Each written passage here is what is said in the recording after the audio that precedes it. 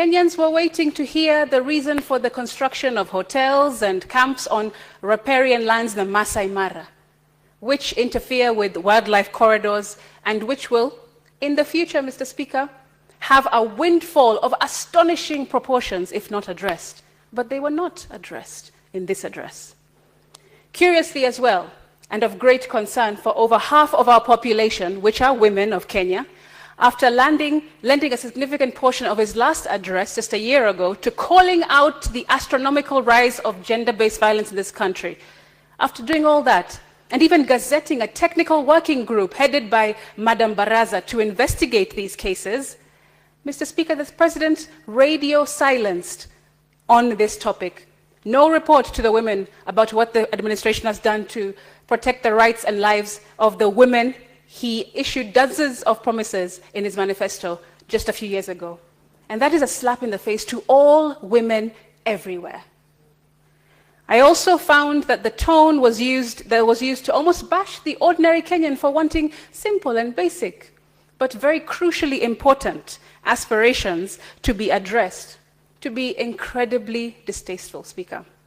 Phrases like average thinking and ordinary ideas were littered all over this address. I don't know why. As if to dismiss the average Kenyan and their communal desires for simple things: running water, stable electricity, assured food and shelter, functioning healthcare, an end to corruption, inclusive education. Not everyone, Mr. Speaker, has the luxury of marveling at the leaps and bounds of these Asian tigers, because food on their plates and money on their pockets is still something that is an impossible struggle, even until today.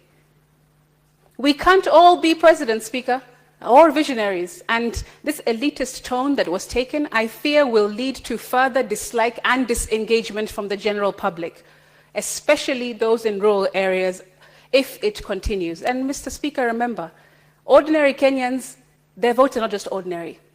Basic thoughts and ideas, their votes are not just basic. They also count. But before I continue there, let me at least highlight some of the things that have at least shone a good light on Kenya. The inflation part, Kenya's inflation, absolutely, which has reduced, and that is commendable, and we acknowledge that.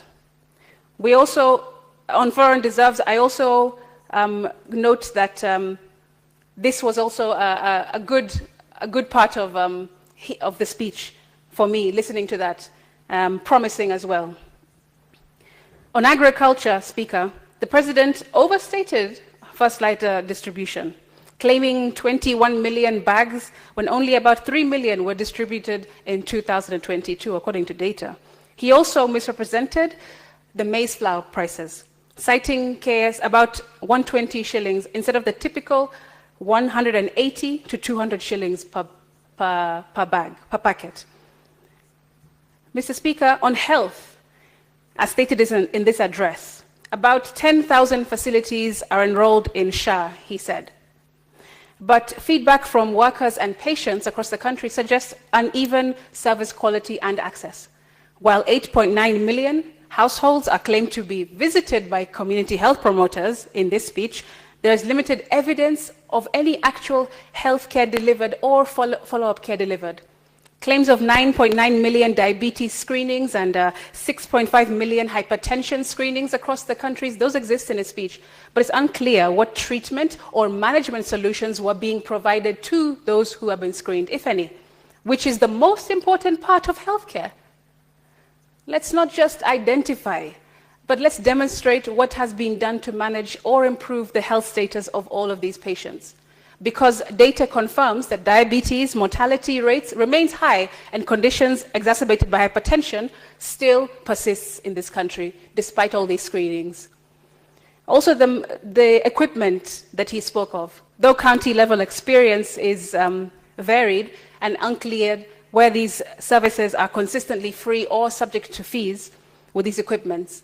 Overall, Speaker, while reporting shows large-scale initiatives being rolled out across the country, gaps in implementation, quality of care, and follow-up reduce their effectiveness and leave questions about the real impact on our public health. And that was clear in this speech. Mr. Speaker, We can boast about how beautiful, shiny, and luxurious this 5 trillion shilling Rolls-Royce is going to be one day. But if we don't look at under the hood of this machine, the oil levels, the water levels, the fuel levels, this machine will never move at all. Education and employment, Speaker. The Teacher Service Commission has been hiring teachers, he said, yes, with plans of recruiting 24,000 more by January. And a total of 60,000 to 76,000 hires over several years. That's plausible with a plan. Mr. Speaker, 1,600 labs and several classrooms were also documented in the speech. However, youth unemployment remains high at over 30%, and about 70% of graduates struggle to find formal employment. That's data, that's facts. And even though all this progress and interventions are being spoken about, again, what's really happening on the ground? Because behind the mics that we're speaking on, the people on the ground will tell us the truth. The backbone of our economy, Speaker, SME economy. He spoke of this.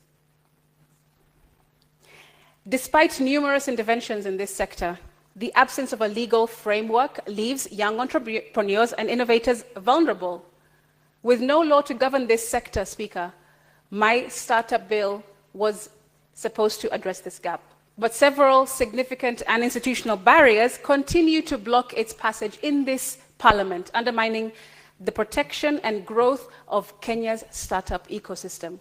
It offers many solutions, the startup bill of mine, for innovators and entrepreneurs in Kenya. My startup bill remains proverbially stuck in the mud, and I don't understand why. And I would like to urge and employ senators and also members of Parliament and National Assembly to support its passage. A few red flags that I also want to highlight as the reasons causing for the Senate and National Assembly to be at odds with agreeing on several sections of my bill are as follows. 1, startups are being misclassified as MSMEs, ignoring their unique needs and challenges, because as you know, Speaker, these are two different things. Mismatched regulation and support then will follow if we don't agree on these clauses. Oversight has been shifted as well to a multi-agency startup committee in the ministry responsible for MSMEs, creating inefficiencies and misalignment with global best practices, Speaker, something that we also need to agree on. The involvement of multiple institutions leading... Crystal, just take note of the remainder of your time. You've got under 4 minutes remaining. Thank you, Speaker. To conclude. Thank you. Multiple institutions will lead to fragmentation as well, Speaker, overlaps as well, and accountability gaps if we don't address these in our mediation process of the startup bill. The mandate of county governments has also been deliberately excluded through the National Assembly amendments, weakening local support and clawing back on devolution entirely. There's a proposal for a new startup fund as well, which risks duplicating the already existing financial mechanisms set aside for startups in this country. I don't know why we cannot agree on these amendments. Without the Senate and National Assembly coming together and agreeing on clear county roles, streamlined regulations, and also actionable guidelines for incentives and intellectual property rights, Mr. Speaker, this bill will not holistically support young entrepreneurs and innovators in this country, and they have rights. Though this address claims there are no leakages as well, or on platforms such as eCitizen, Speaker, you'll remember the Auditor General flagging gross mismanagement and potential corruption amounting to 9.6 billion shillings, with reasons including overcharging and poor controls. I don't know about you, Speaker, but that certainly sounds like an uncontained leakage. Further still, Speaker, on the platform, it may have improved access to government services, but remains frustratingly inaccessible to persons with disabilities because of digital inaccessibility, with no tangible solutions in sight. For years, Speaker, the country has been led by politicians who excel at microphones, slogans, and international theatrics, especially when seeking approval from the Western gaze. This is what one man said. And I hope that this debate will not prove this to be true, Speaker. Let's tell Kenyans the real story. And this is the story that I have deduced from this year's State of a Nation address. A story whose facts, the President says, and I quote, are available for all to examine, except perhaps for the cynical who have no facts. I, for one, Mr. President, I'm not a cynic. I am just a Kenyan who bothered to test the veracity of this address, which I encourage us all to do, even the Kenyans listening to the sound of my voice, Mr. Speaker, because even if you have the best seeds, as the good book says, it doesn't matter if you have the best seeds. If it does not fall on fertile soil, then it will not grow. All these ideas and ambitions will not grow if it does not grow on fertile soil. And as another senator has said before, for me, the first thing that you would have to tackle for an upward trajectory to get to the Singapores and to the Asian tigers, as they have been called, is to eliminate corruption and have a zero tolerance policy on the same. Without that, we're just talking.